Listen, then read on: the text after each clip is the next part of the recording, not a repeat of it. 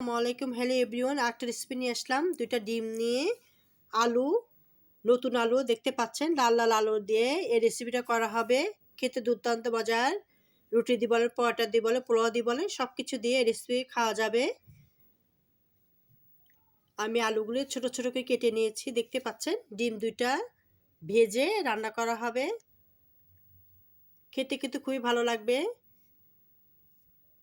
রুটি দিয়ে বলেন, পরোটা দিয়ে বলেন, গরম ভাত বলেন, পোলাও দিয়ে বলেন, সব কাজ দিয়ে এই রেসিপি খাওয়ার উপযোগী। এর সঙ্গে উপকরণগুলো দেওয়া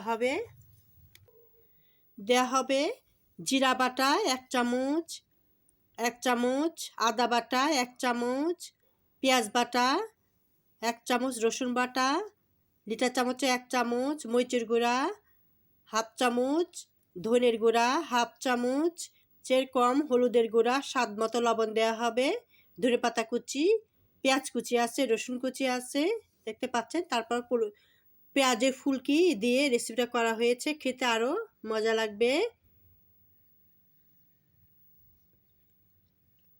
সঙ্গে কাঁচামরিচ আছে, তার সঙ্গে আছে গরম মশলা, জিরা ভেজে রেখেছি, সেটা দেওয়া হবে। তার সঙ্গে টমেটো দিয়ে রেসিপিটা করা হয়েছে। খেতে কিন্তু খুবই লোভনীয়, টেস্টফুল একটা রেসিপি। প্রথম থেকে শেষ পর্যন্ত দেখবেন। যারা ফেসবুকে দেখছেন তারা ফলো দিবেন, যারা ইউটিউবে দেখছেন তারা সাবস্ক্রাইব করে বেল বাটন অন করবেন। পরে নোটিফিকেশন ভিডিওর জন্য আপনারা দেখতে পারেন, লাইক কমেন্ট করতে পারেন।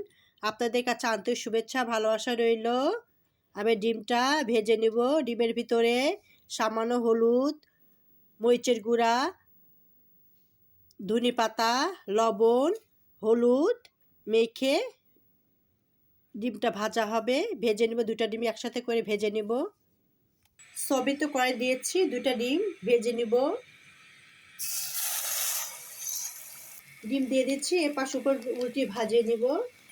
মাঝারি হিটে রেসিপিটা করা হচ্ছে, মাঝারি হিটে ডিমটা আমি ভেজে নেব। উল্টিয়ে ভেজে নেব, উল্টে নিয়েছি, এবার ভেজে নেব। ভাজা হয়ে গেছে, আমি ছোট ছোট করে পিস করে কেটে নেব। ছোট পিস করে কেটে নিচ্ছি একবারে। এবার সবটা ছোট ছোট করে কেটে নেব। এভাবে আমি কেটে নিয়েছি। এবার আলু পেঁয়াজ দিয়ে রান্না করা হবে। সয়াবিন তেল দিয়েছি, পেঁয়াজ রসুন দিয়ে লালচে ভাজা হবে। এখন মশলা দিয়ে দিব। লিটার চামচে 1 চামচ জিরা বাটা, 1 চামচ রসুন বাটা, 1 চামচ পেঁয়াজ বাটা, 1 চামচ আদা বাটা, লিটার চামচ 1 চামচ মরিচের গুঁড়া, ধনের গুঁড়া, হাফ চামচ হলুদের গুঁড়া, স্বাদ মতো লবণ দিয়েছি। পানি দিয়ে কষানো হবে। সামান্য পানি দিয়ে মশলা কষানো হবে। মশলার সাথে আলু দিয়ে দিচ্ছি, কষানো হবে। তেজপাতা দিয়েছি, গরম মশলা দিয়ে দিব, মশলা দিয়ে দিচ্ছি, এখন কষানো হবে। মশলা পেঁয়াজের ফুলকি দিয়ে দিয়েছি, এখন কষানো হবে।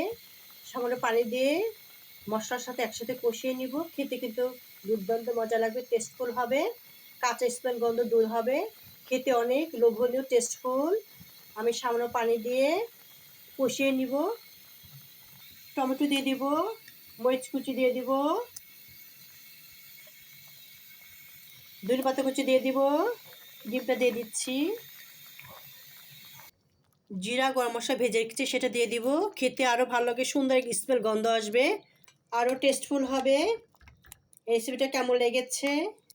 মাশাআল্লাহ, রেসিপিটা কমপ্লিট হয়ে গেছে। একবার অল্প উপকরণ দিয়ে এত সুস্বাদু টেস্টফুল একটা রেসিপি হয়। আপনারা যদি কখনো এভাবে করে না খেয়ে খান, তাহলে একবার করে পরিবেশন করবেন, দেখবেন কতটা টেস্টফুল। রুটি দিয়ে বলেন, পরোটা দিয়ে বলেন, গরম ভাত দিয়ে বলেন, পোলাও দিয়ে বলেন, সব কিছু দিয়ে এই রেসিপিটা খাওয়া যায়। খেতে খুবই টেস্টফুল হয়।